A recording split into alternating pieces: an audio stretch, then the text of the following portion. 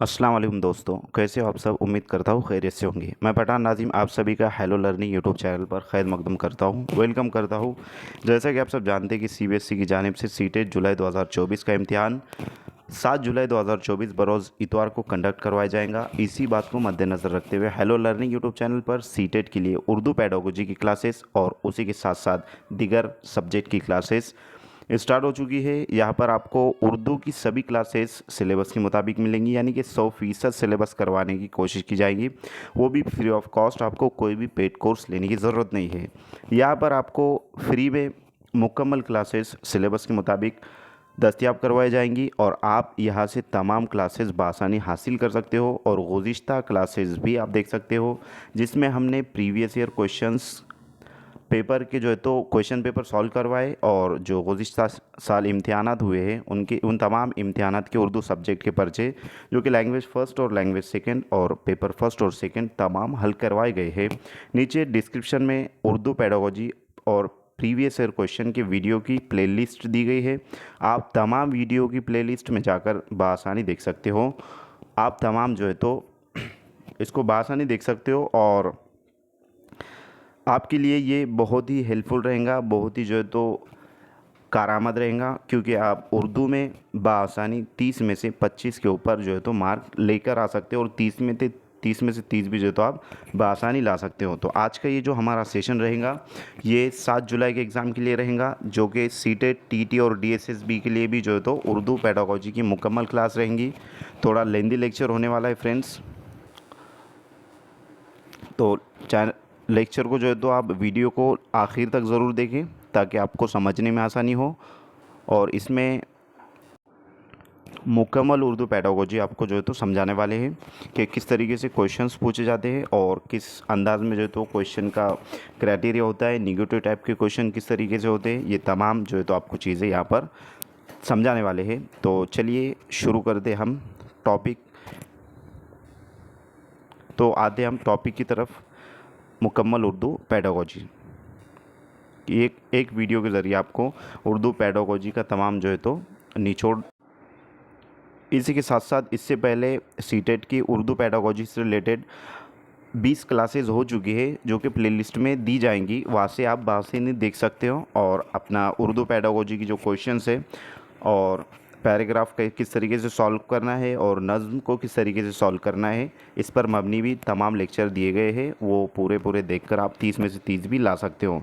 और जो पैराग्राफ और नज़म पर मबनी जो ग्रामर पूछा जाता है, यानी कि वाहिद जमा और अल्फाज मायनी, वाहिद जमा और अल्फाज ज़ीद यानी कि मुज़्ज़ाद अल्फाज, तो उसके उसके इस ताल्लुक़ से एक लेक्चर अलग से बनाए गए हैं जो कि प्रीवियस ईयर में जितने भी जो है तो पूछे गए, तो वो 4 मार्क के लिए वो पूछा जाता है। तो उस पर मबनी एक टॉपिक एक लेक्चर बनाया गया है, वो भी आप देखिए ताकि आपके वो 4 मार्क मिस ना हो। तो फ्रेंड्स आज के इस सेशन में हम क्या क्या देखने वाले हैं एक नज़र उस पर डाल देते हैं। जैसे कि यहाँ पर आपको नज़र आ रहा है कि ज़बान की आमोज़िश और हुसूलियाबी। सेकंड पर हम देखेंगे ज़बान के 3 हिस्से हैं, जैसे कि इशारों की ज़बान, आवाज़ों की ज़बान और अलामतों की ज़बान। उसके बाद बोली और ज़बान, मतलब इसमें क्या फ़र्क है, क्या डिफरेंट है, इसके ताल्लुक़ से देखने वाले हैं। नेक्स्ट जो है तो ज़बान का इक्तिसाब या तहसील। उसके बाद जो है तो 5 नंबर पर आपको नज़र आ रहा है कि ज़बान की आमोज़िश और ज़बान की उसूलियाबी में क्या फ़र्क है, वो देखेंगे। उसके बाद जो है तो ज़बान की आमोज़िश और ज़बान की उसूलियाबी ये डबल टाइप हुआ है गलती से। ज़बान की आमोज़िश और उसूलियाबी से ताल्लुक़ मुख्तलिफ़ नज़रियात जो है तो मुख्तलिफ़ जो है तो साइकोलॉजिस्ट के नज़रियात है, जैसे कि वाइगोत्स्की का है। उसके बाद हावर्ड गार्डनर वगैरह, नोम चॉम्स्की वगैरह के जो नज़रियात थे वो भी देखेंगे। उसके बाद जो है तो फ़न तालीम और मुतालका नज़रियात, पहली ज़बान की तहसील के मराहिल, उसके बाद दूसरी ज़बान की आमोज़िश के मराहिल, उसके बाद जो है तो आमोज़िश के बारे में अहम पहलू, उर्दू पेडागोजी के कुछ अहम पॉइंट्स और गुज़िश्ता साल पूछे गए कुछ अहम सवालात जो रिपीटेड क्वेश्चन होते हैं और सवालिया पर्चे पर एक नज़र डालेंगे कि किस तरीके से सवालात पूछे जाते हैं। तो चलिए फ्रेंड्स आज का जो तो हमारी सेशन है जिसमें हम उर्दू पेडागोजी देखने वाले हैं, ज़बान की आमोज़िश और हुसूलियाबी। तो सबसे पहले ये समझना इम्पोर्टेंट होगा, ज़रूरी होगा कि ज़बान क्या है। तो फ्रेंड्स यहाँ पर जैसे आपको नज़र आ रहा है ज़बान क्या है। ज़बान इंसान के ख़यालात, जज्बात, एहसासात और ज़रूरियात की तरसील का वसीला है। यानी कि इंसान ख़यालात और जज्बात, एहसासात, ज़रूरियात का जो जिस पर डिपेंड है, यानी कि ज़बान के ज़रिए जो है तो इंसान ख़यालात का इज़हार करता है, अपने जज्बात का इज़हार करता है, और एहसासात और ज़रूरियात, नीड, इसके अकॉर्डिंग जो है तो दिया गया है। सेकंड जो है तो ज़बान समाजी तामुल का नतीजा है। समाजी तामुलात की ही वजह से बच्चा नक़ल के ज़रिए ज़बान सीखता है। यानी कि समाज में जब बच्चा अपने माहौल में जब आता है, दुनिया में आता है, तो समाजी तामुलात और माहौल से जो है तो वो ज़बान का साबिका उस पे पड़ता है माहौल में, घर में, तो ज़बान सुनकर सीखता है। उसके बाद ज़बान समाजी ज़िंदगी को बामकसद बनाती है। यानी कि जो समाजी ज़िंदगी हमारी, जो रोज़मर्रा की ज़िंदगी जिसको कहते हैं हम, तो उसको बामकसद बनाती है ज़बान। उसके बाद जो है तो ज़बान इल्म हासिल करने के एक ज़रिए के तौर पर इस्तेमाल होती है। जैसे कि ज़बान के ज़रिए इंसान इल्म को हासिल करता है, सुनकर, देखकर, पढ़ लिख कर। उसके बाद ज़बान अदब, फ़न और तहज़ीब व तमद्दुन की नशोनुमा करने में मुआविन होती है। ज़बान और रस्मुल ख़त के दरमियान कोई मुतय्यन रिश्ता नहीं होता। कोई भी ज़बान किसी भी रस्मुल ख़त में लिखी जा सकती है, यानी कि ज़बान रस्मुल ख़त की ताबे नहीं होती। तो यहाँ पर आपको समझ में आ रहा होगा कि ज़बान जो है तो रस्मुल ख़त की, यानी कि कोई भी राइट, क्या बोलेंगे उसको, लिपि कहा जाएगा उसको, रस्मुल ख़त कहा कहते हैं जैसे कि, तो उसकी ताबे नहीं होती ज़बान, कि कोई भी ज़बान किसी भी जो है तो लैंग्वेज में लिखी जा सकती है, रस्मुल ख़त में लिखी जा सकती है। उसके बाद जो है तो माहिरीन माहिरीन माहिरीन लिसानियात ज़बान को लुग़त और कवायद का मुतज़ाज मानते हैं। ज़बान और समाज ज़बान और समाज के माबैन एक ऐसा रिश्ता है जिसके ज़रिए ना तो ज़बान की तरक्की मुमकिन है और ना ही समाज की तरक्की। ज़बान का मुताल्ला इल्म लिसानियात कहलाता है। तो ये तमाम जो पॉइंट्स अभी हमने देखे ज़बान से रिलेटेड थे कि ज़बान किसे कहते हैं, क्योंकि ज़बान के ऊपर क्वेश्चंस पूछे जाते हैं सीटेट में। नेक्स्ट जो है तो ज़बान को 3 हिस्सों में तकसीम किया गया है। अब 3 हिस्से ज़बान को जो है तो तकसीम किया गया है 3 हिस्सों में। कौन कौन से हैं? सबसे पहले तो इशारों की ज़बान, उसके बाद आवाज़ों की ज़बान, और लास्ट है अलामतों की ज़बान। तो सबसे पहले हम इशारों की ज़बान देखेंगे फ्रेंड्स, कि किस तरीके से जो है तो इशारों की ज़बान होती है। तो यहाँ पर आपको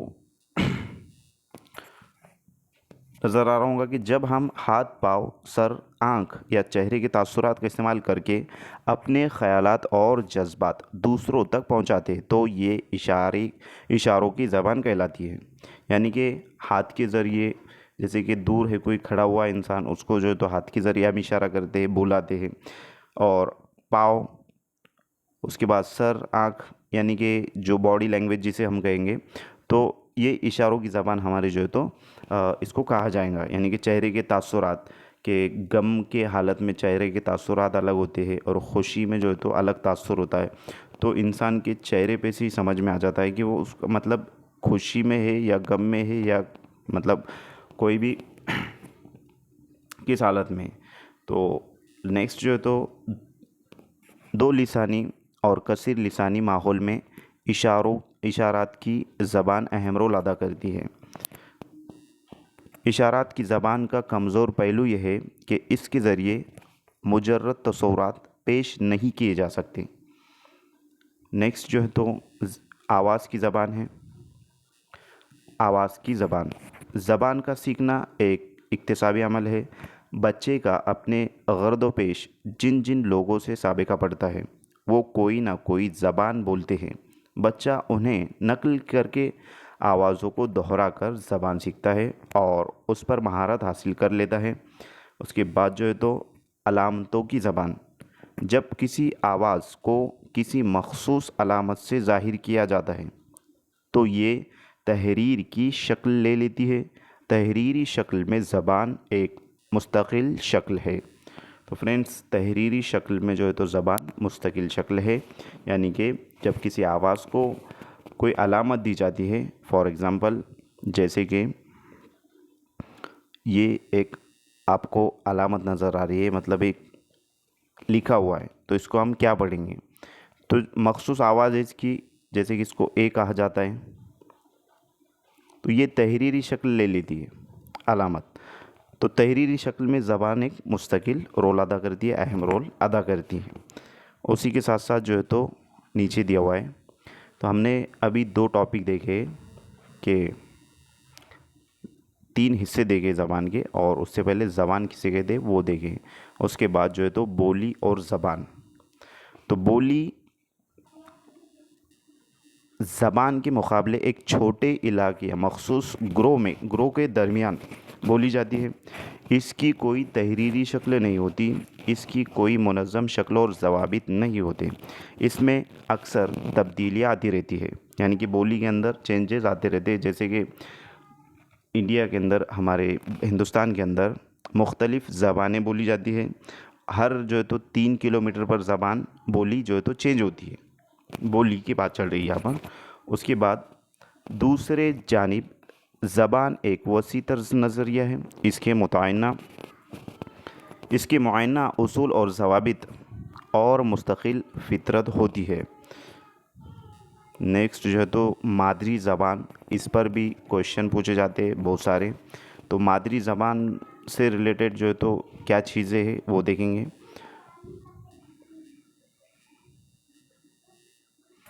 मादरी ज़बान से मुराद बच्चे के घर, कुंबे और आस पड़ोस में बोली जाने वाली ज़बान से है।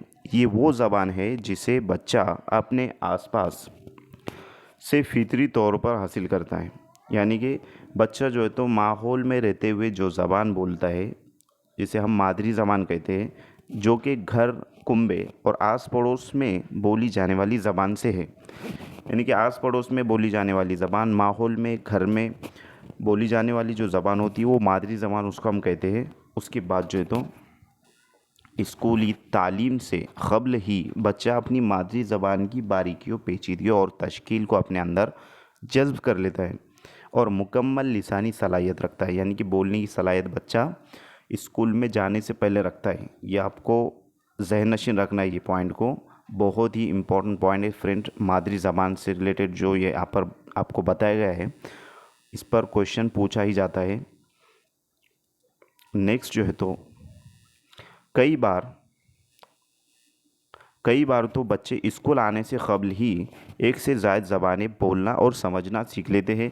तालीम ख़ुसूसन प्राइमरी सतह पर मादरी ज़बान में होने की हिमायत करते हैं, यानी कि तालीम में मतलब प्राइमरी सतह पर जो तालीम दी जाती है, तो बच्चे को पहली से लेकर 5वीं तक की मादरी ज़बान में ही जो है तो तालीम दी जानी चाहिए, इस तरीके से कहा जाता है। मादरी ज़बान ही वो वसीला है जिससे बच्चा अपने आप को बाहरी दुनिया से मरबूत कर पाता है और सीखने में फितरीपन आता है।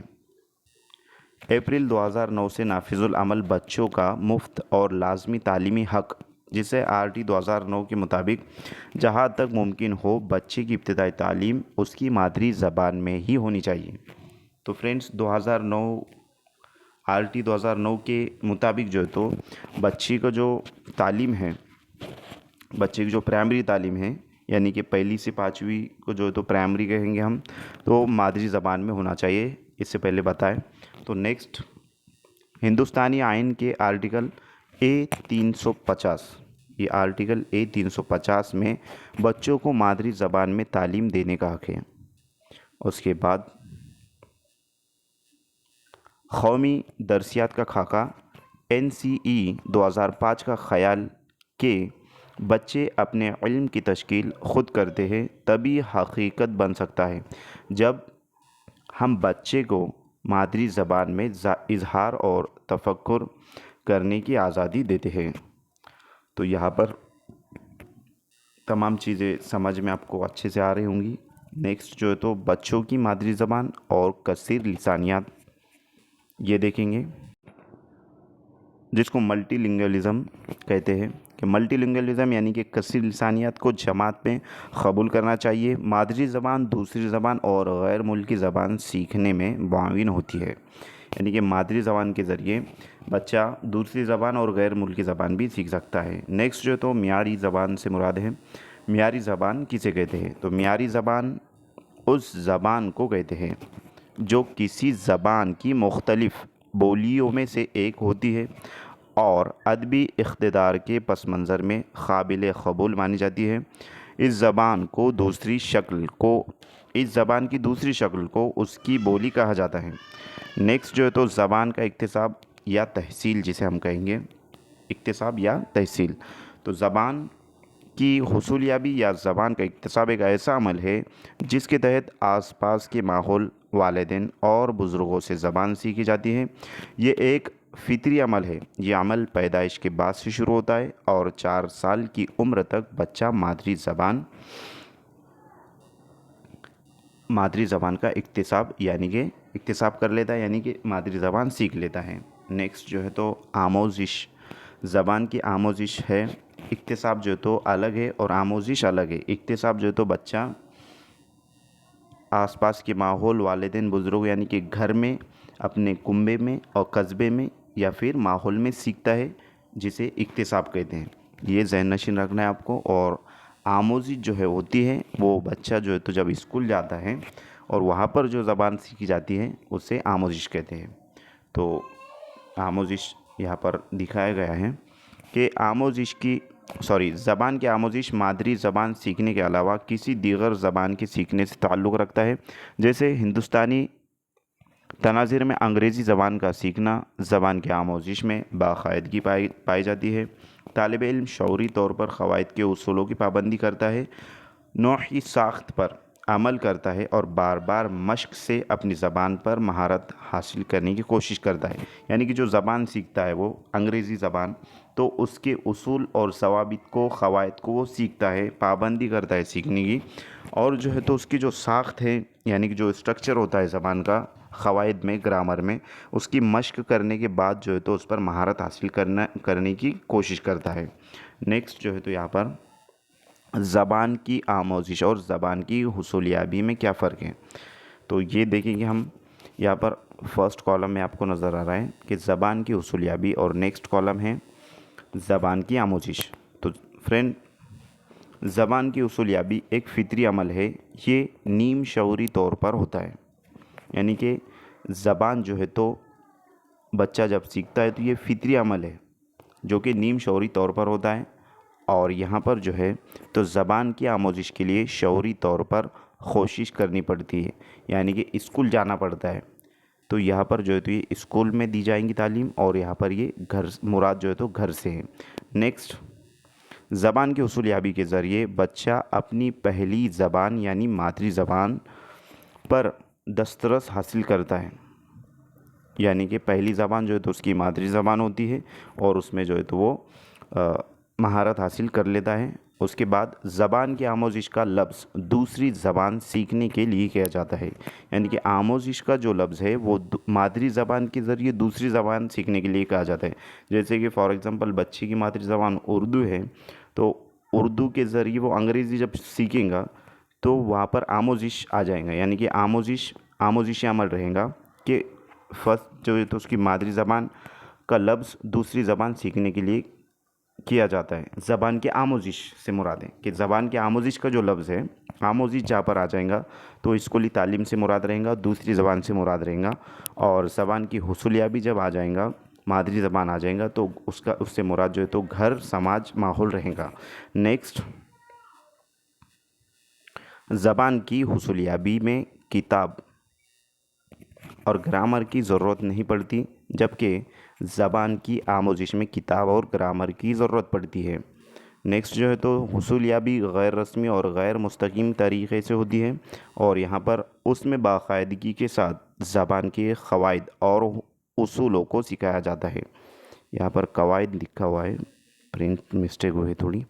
उसके बाद जो है तो ज़बान की हुसूलियाबी बच्चे ज़्यादातर घरेलू माहौल में करते हैं। यानी कि घर में रहकर जो है तो बच्चे ज़बान सीखते हैं और यहाँ पर ज़बान की आमोजिश रस्मी तौर पर स्कूल में असातिज़ा की निगरानी में जो है तो बच्चे करते हैं, यानी कि उनकी मदद से करते हैं कि ज़बान की आमोजिश रस्मी तौर पर स्कूल में असातिज़ा की निगरानी में करते हैं और असातिज़ा की मदद से जो है तो हासिल करते हैं। असातिज़ा की मदद से जो है तो बच्चे ज़बान सीखते हैं, दूसरी ज़बान।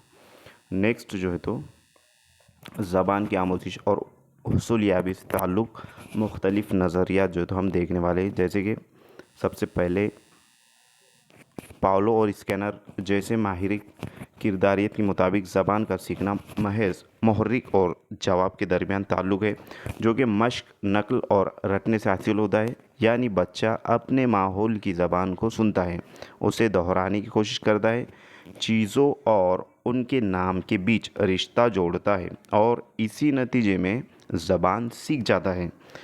यानी कि यहाँ पर जो है तो पाउलो और स्कैनर का कहना ये है कि बच्चा सुनकर ज़बान सीखता है, सुन के जो है तो लफ्ज़ दोहराने की कोशिश करता है, यानी कि रोट लर्निंग होता है। यहाँ पर रटता है बच्चा, बार बार जो है तो लफ्ज़ को कहता है और चीज़ों और उनके नाम के बीच रिश्ता जोड़ता है, यानी कि समझता है चीज़ों को और उसी नतीजे में जो है तो ज़बान सीखता है। नेक्स्ट जो है तो चॉम्स्की का नज़रिया है, नॉम चॉम्स्की जिसको कहते हैं। तो नॉम चॉम्स्की के मुताबिक बच्चे में ज़बान सीखने की सलाहियत पैदाइशी होती है। ये पॉइंट को आपको नोट करना है कि बच्चे में जो पैदाइशी सलाहियत होती है ज़बान को सीखने की, ये नॉम चॉम्स्की का कहना है, ये सवाल पूछा गया है। उसके बाद जो है तो दुनिया में आने वाला हर बच्चा अपने साथ दिमाग में एक ख़ास उज़्व लेकर आता है जिसे LAD यानी कि लैंग्वेज एक्विजिशन डिवाइस कहते हैं।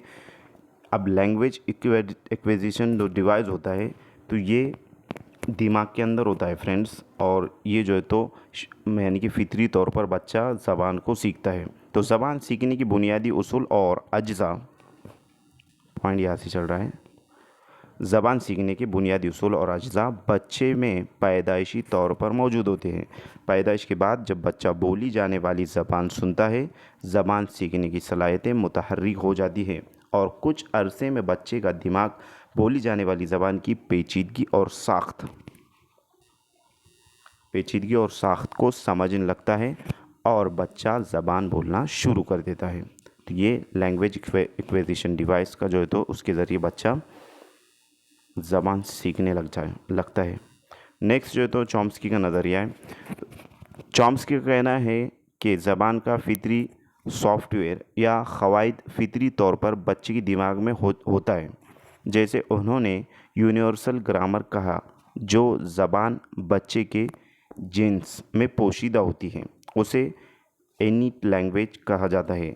माहौलियाती राब्ते फ़ितरी क़वाइद को बेदार करता है। इसी बेदारी के नतीजे में इंसान कोई भी ज़बान सीखता है, बशर्ते कि उसे ज़बान सुनने के मुनासिब मौके मिले।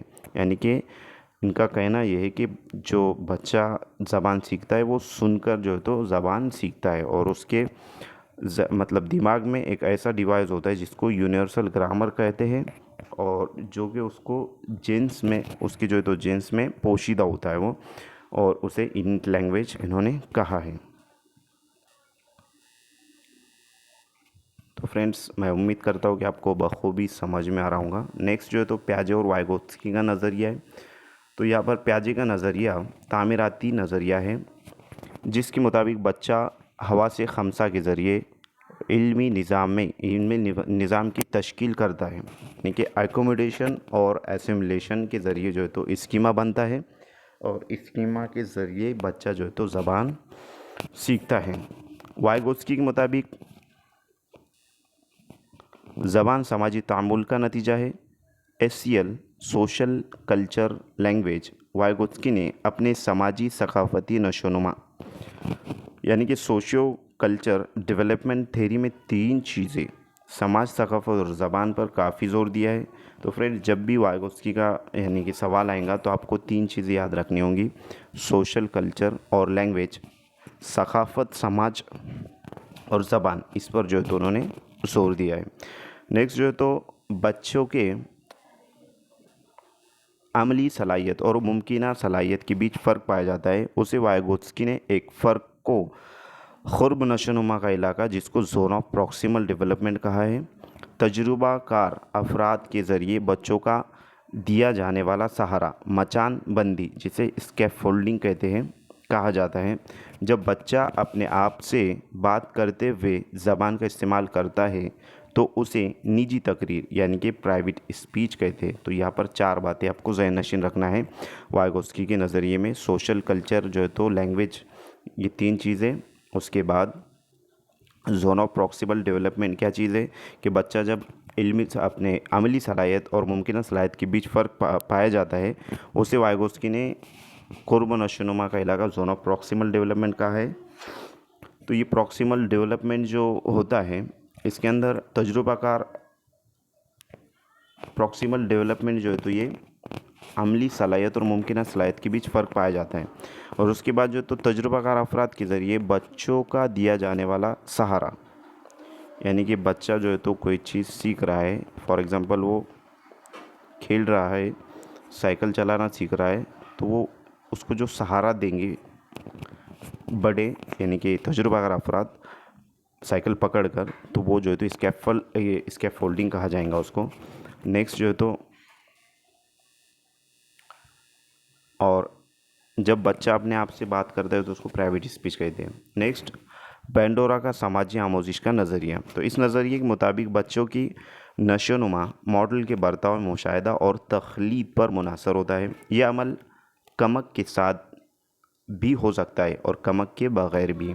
इस नज़रिए के हामियों का मानना है कि बच्चा बग़ैर मॉडल के अल्फाज और ज़बान की तश्कील नहीं सीख पाता।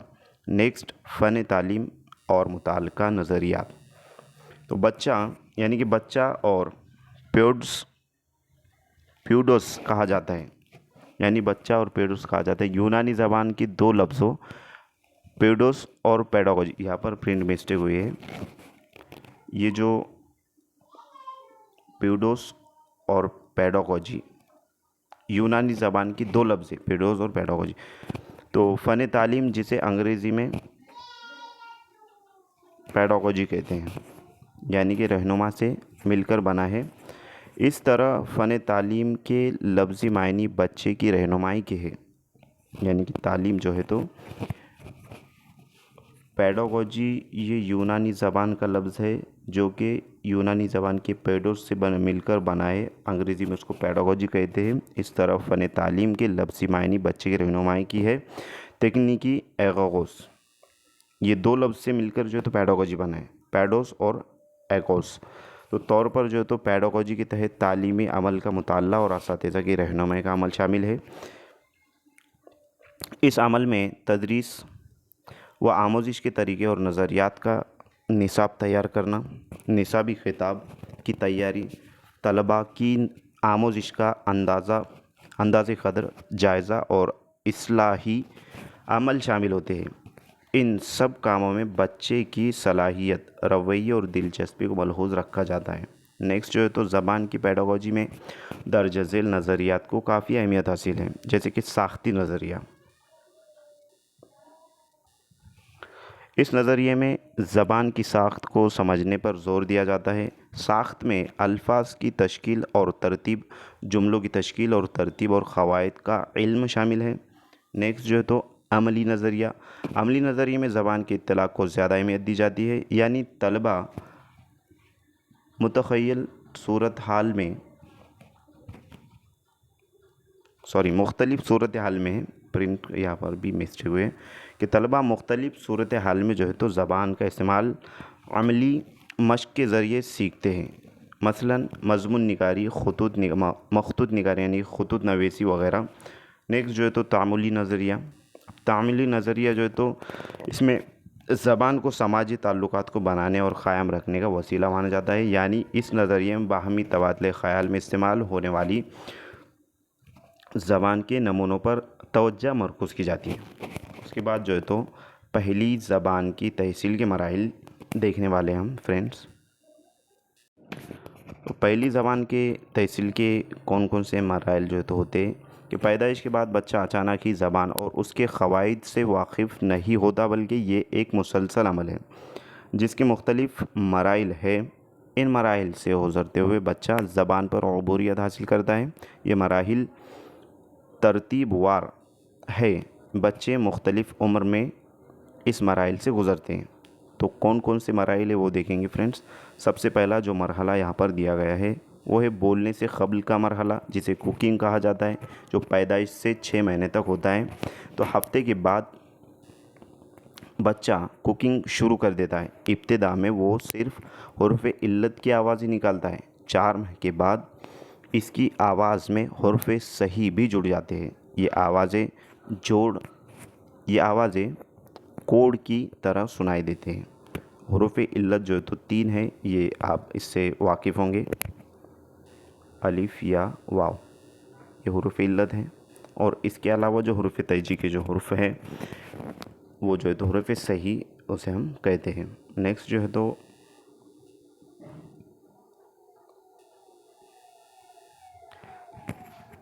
मेलिंग मरहला, जिसको जो है तो बबलाना, जो कि 6 से 8 महीने तक होता है।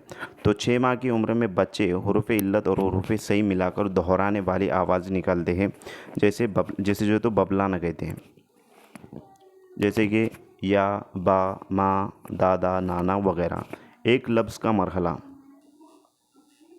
9 महीने से 18 महीने तक का जो मरहला होता है उसको जो है तो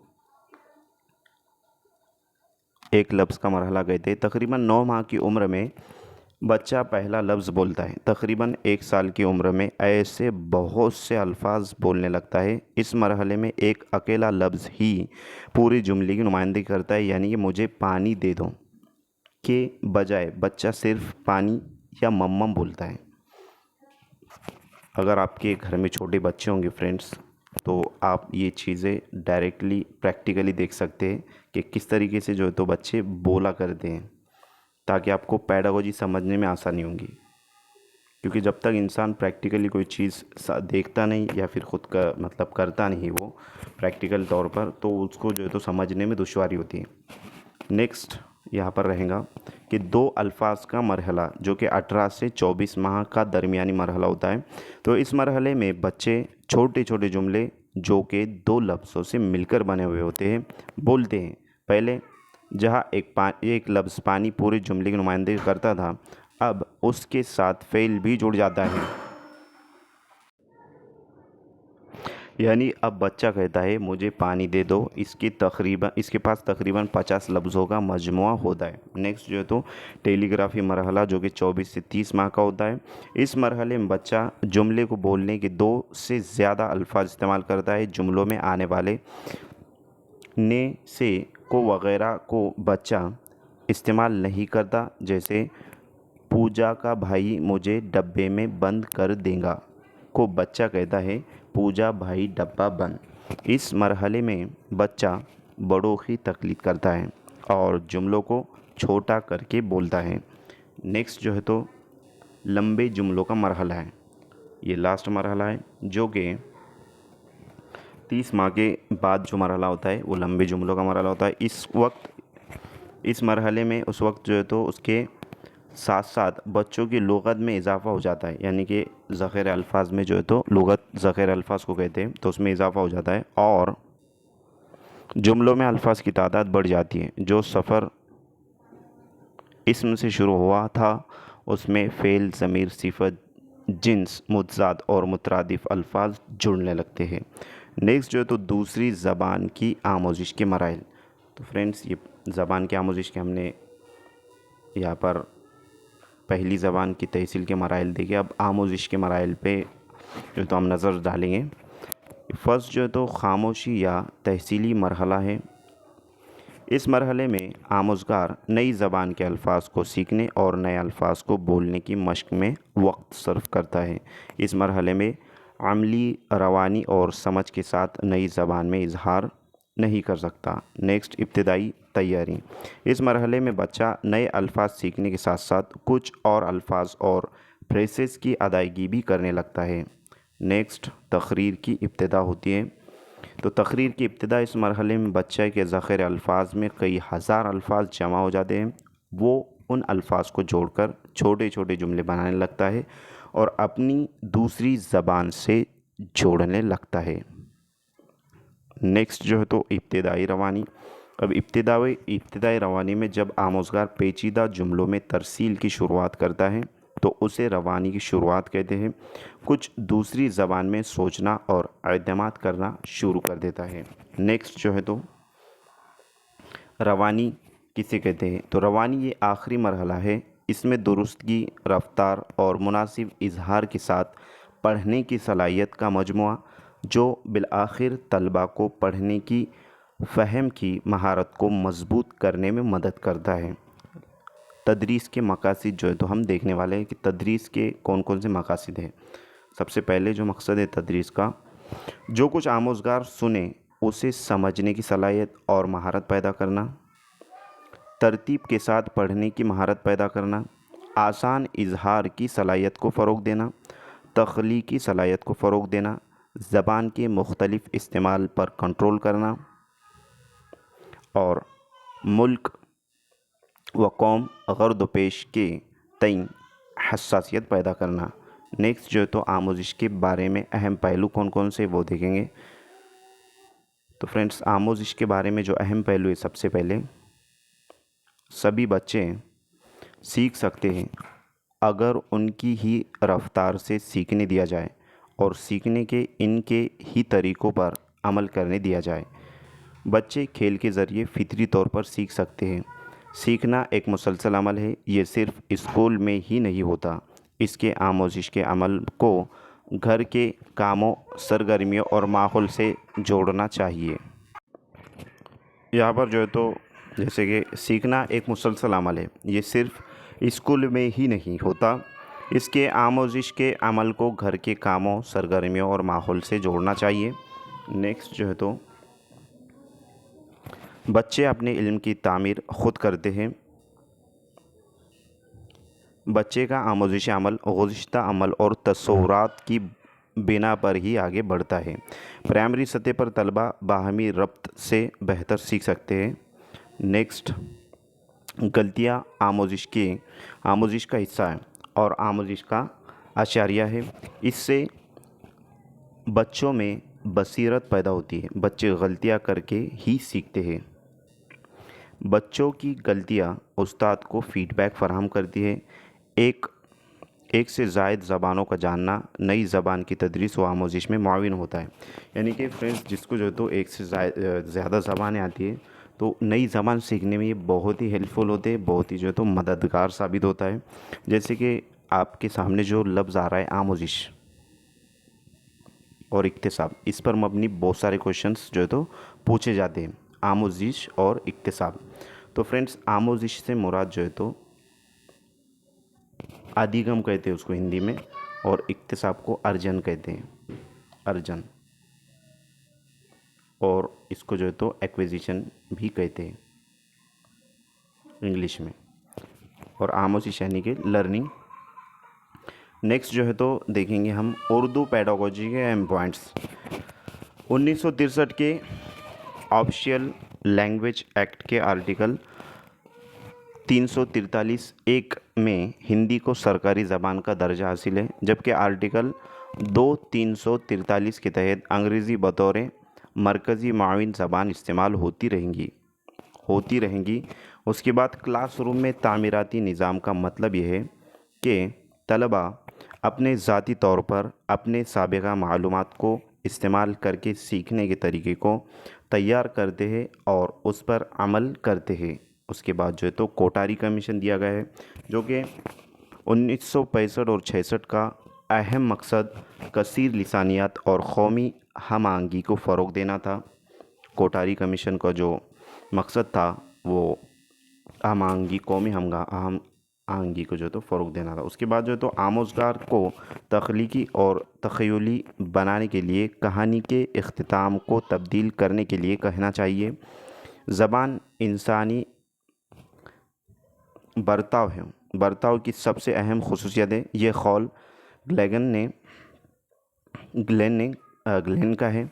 उसके बाद जो है तो तालीम का हक़ एक्ट 2000 2009 यानी कि RT 2009 के मुताबिक हर बच्चे को मादरी ज़बान में तालीम हासिल करने का हक़ है।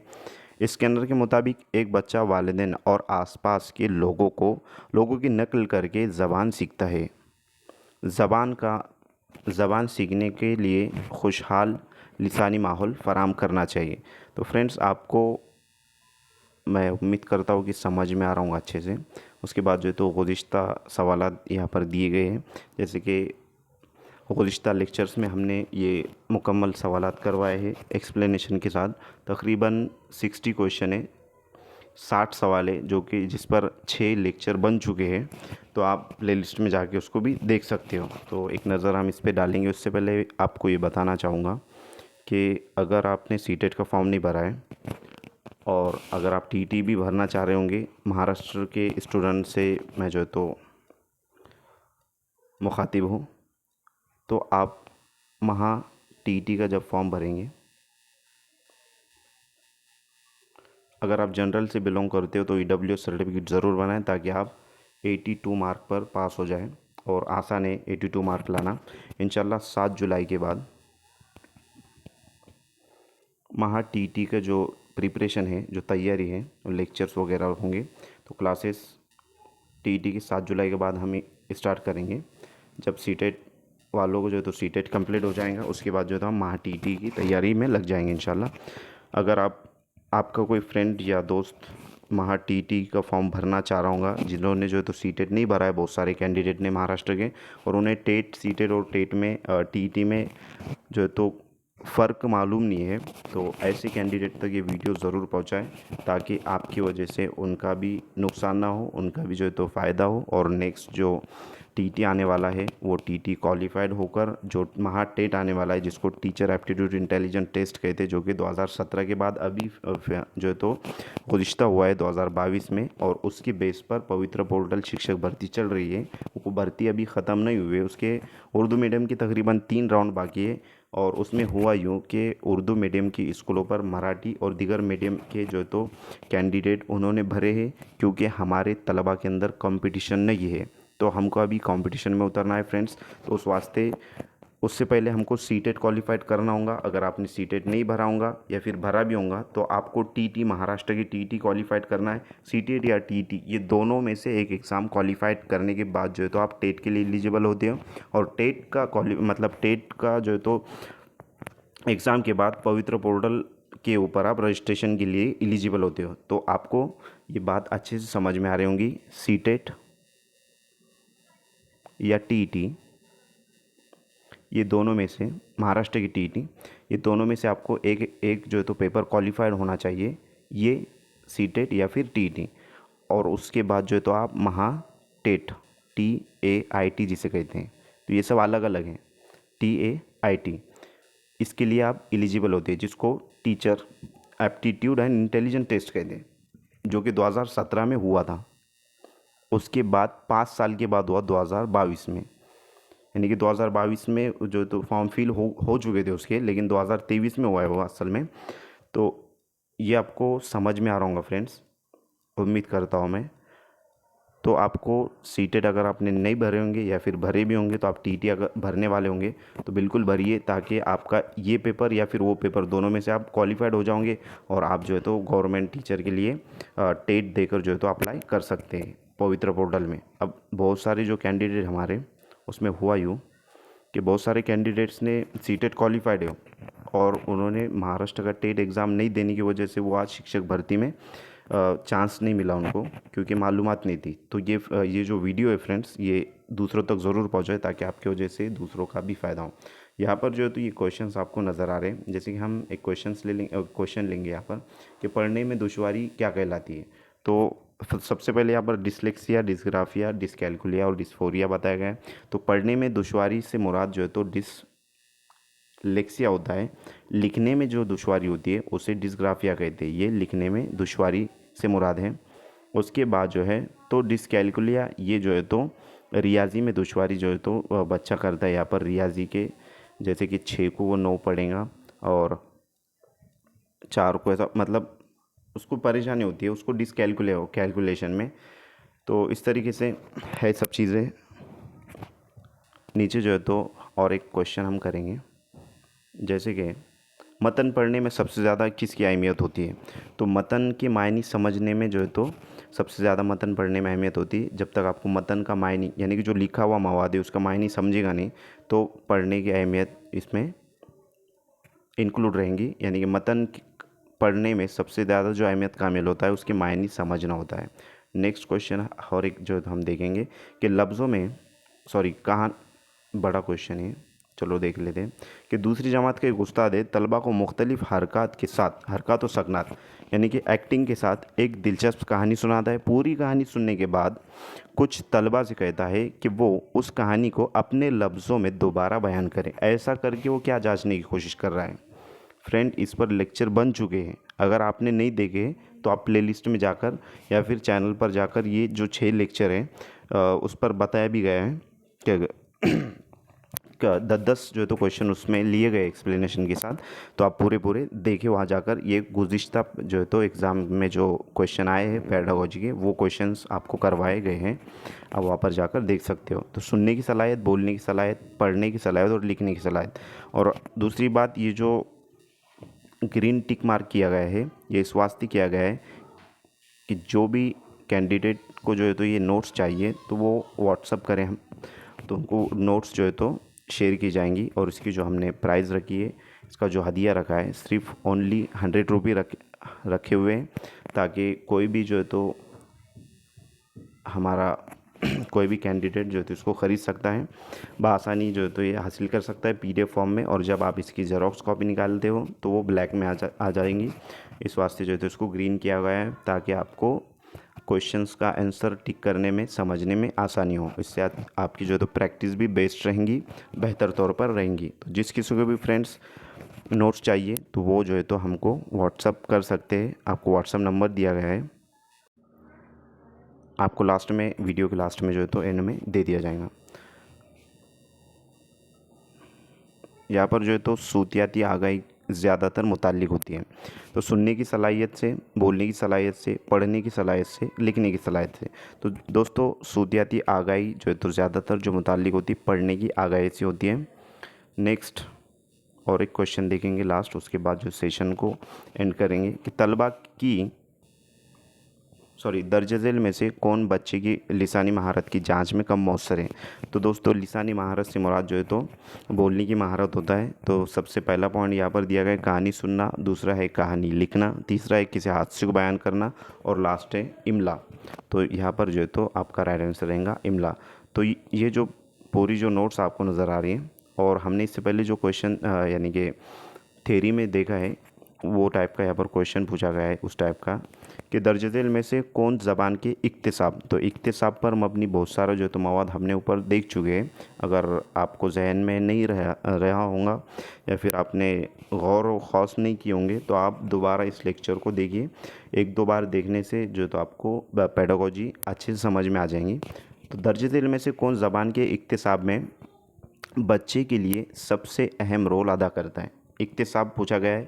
इक्तिसाब मतलब लैंग्वेज एक्विजिशन डिवाइस जो है तो जिसको वाइगोत्स्की ने कहा है, शायद हाँ वाइगोत्स्की ने कहा है। तो यहाँ पर जो है तो नॉम चॉम्स्की ने कहा है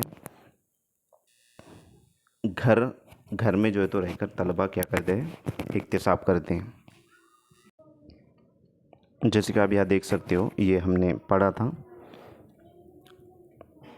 कि बच्चा जो है तो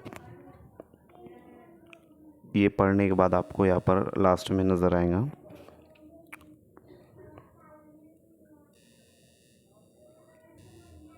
कि नॉम चॉम्स्की के मुताबिक बच्चे में ज़बान सीखने की सलाहियत पैदाइश होती है और दुनिया में आने वाला हर बच्चा अपने साथ दिमाग में एक ख़ास उज़्व लेकर आता है जिसको लैंग्वेज एक्विजिशन डिवाइस कहते हैं।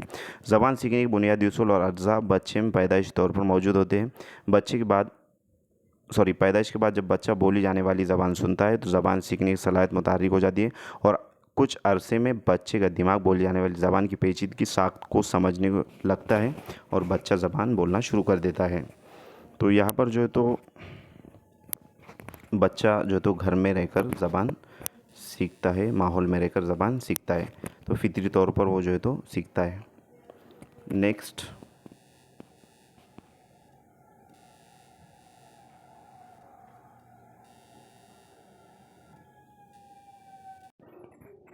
फ्रेंड्स ये सवालात के बाद जो है तो जैसे कि यहाँ पर ख़रीब का मुद्दात बताया गया है, तो ये अल्फाज ज़िद वाले और वाहिद जमा वाले जो सवाल है इस पर मबनी लेक्चर हम ले चुके हैं।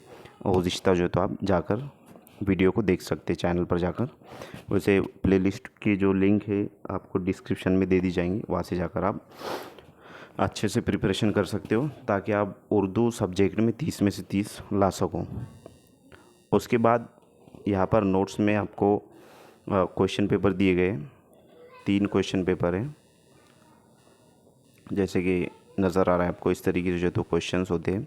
और यहाँ पर एक बात आपको समझाने की कोशिश की जाएंगी कि जिसने लैंग्वेज फ़र्स्ट उर्दू चुना है तो उन लोग के लिए 91 से 120 तक सवाल हल करने होते। 2 बुकलेट दी जाती है आपको, यानी कि 2 क्वेश्चन पेपर दिए जाते हैं। एक जो है तो स्पेशली उर्दू का होता है जो कि आपको नज़र आ रहा है ये इस तरीके का होता है, और एक जो है तो मेन पेपर होता है जिसमें CTP, EVS, मैथ और हिंदी होता है। तो जिसने जो है तो लैंग्वेज फ़र्स्ट आपने उर्दू अगर लिया है तो आप 91 से 120 क्वेश्चन हल करना है दूसरी बुकलेट में से जो कि उर्दू की है। अगर आपने लैंग्वेज सेकंड उर्दू चूज़ किया है तो आपको 121 से 150 सवाल हल करने होते हैं। तो ये दोनों लैंग्वेज का एक ही बुकलेट दी जाती है, उसमें से आपको सही जो है तो समझ कर करना होता है। और मॉडल जो आपका आंसर भी आपको टिक करना होता है आंसर शीट पर, जिसको MR शीट कहते हैं। तो फ्रेंड्स ये बहुत ही जहन में रखकर आपको करना होता है। अगर कोई भी मिस्टेक यहाँ पर करता है तो आपके 30 मार्क जो है तो आपको नहीं मिलेंगे अगर आपने गलत अगर भर देते हो। तो ये जहन नशीन आपको रखना है। और एक बार बताने की कोशिश की जाएंगी आपको कि जिसने लैंग्वेज फ़र्स्ट उर्दू चुना है वो उर्दू की बुकलेट में से 91 से 120 आपको सवाल हल करना है, और जिसने लैंग्वेज सेकंड उर्दू चूज़ किया है उसको 121 से 150 तक सवाल सॉल्व करना है। तो इस तरीके से क्वेश्चन पेपर होता है। और हिदायत भी दी जाती है ऐसा कि उम्मीदवार सवालों के जवाब हिस्सा 4 सवाल नंबर 91 से 120 सिर्फ तभी दें अगर उन्होंने ज़बान फर्स्ट का ऑप्शन उर्दू चुना है। और एक बार जो है तो यहाँ पर कंफर्म किया जाता है। तो इस तरीके से 2-3 बार आपको कंफर्म किया जाता है, 2 बार, फिर हिदायत दी जाती है। तो इस तरीके से ये जो मॉडल क्वेश्चन पेपर है ये करवाए गए हैं। तो 3 क्वेश्चन पेपर आपको दिए गए विद आंसर की, ये आंसर की है उसकी। इसमें तकरीबन लैंग्वेज फ़र्स्ट और लैंग्वेज सेकंड ये दोनों के जो तो क्वेश्चन पेपर है, मतलब 6 क्वेश्चन पेपर यहाँ पर, और उसके जो जवाब आते हैं। तो यहाँ पर जो है तो जवाब एक कैंडिडेट का क्वेश्चन था, एक जो कि सीटेट जिन्होंने जो है तो सीटेट का प्रिपरेशन कर रहे हो उनका सवाल था कि यानी कि सर हमको जो है तो क्वेश्चन पेपर के आंसर की में से तलाश नहीं करते आ रहे हैं, तो किस तरीके से करना है। तो यहाँ पर जैसे कि 91 का फर्स्ट नज़र आ रहा है आपको उर्दू का, तो जो टेलीग्राम चैनल पे ये क्वेश्चन पेपर अवेलेबल करवाए गए उसकी भी लिंक आपको डिस्क्रिप्शन में दी जाएंगी। आप प्रैक्टिस के लिए क्वेश्चन पेपर डाउनलोड कर सकते हैं। मेन भी दिए गए यहाँ पर, जो उर्दू की है वहाँ पर मेन भी दिए गए आपको और आंसर की भी दी गए। तो किस तरीके से करना है, आपको आंसर की में से जो है तो ये तलाश करना है उर्दू, जहाँ पर उर्दू लिखा हुआ रहेगा तो ये पेज को आपको तलाश करना है। और आपका जो क्वेश्चन पेपर सेट है वो सेट का जो है तो आपको ये वाला पेज, आंसर के वाला पेज निकालना है। अब निकालने के बाद फर्स्ट जो है तो 91 से ये जवाब दिए गए, जैसे कि ये वाला पेपर है। अब सवाल नंबर क्या है यहाँ पर, फर्स्ट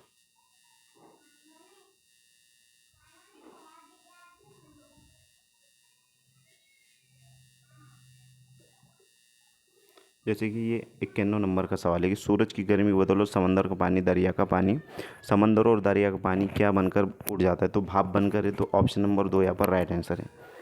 तो इसकी जो आंसर की है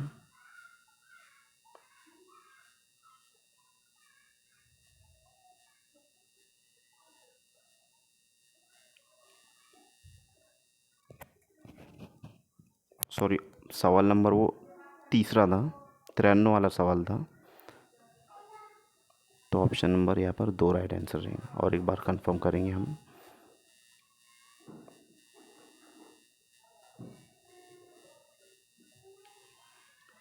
इक्यानवे का सवाल है कि सूरज की गर्मी की बदौलत समंदरों का और दरियाओं का पानी क्या बनकर दोबारा पानी की शक्ल में बरसता है, तो बारिश बनकर, राइट है, फर्स्ट ही दिया गया है तो बारिश बनकर है उसका।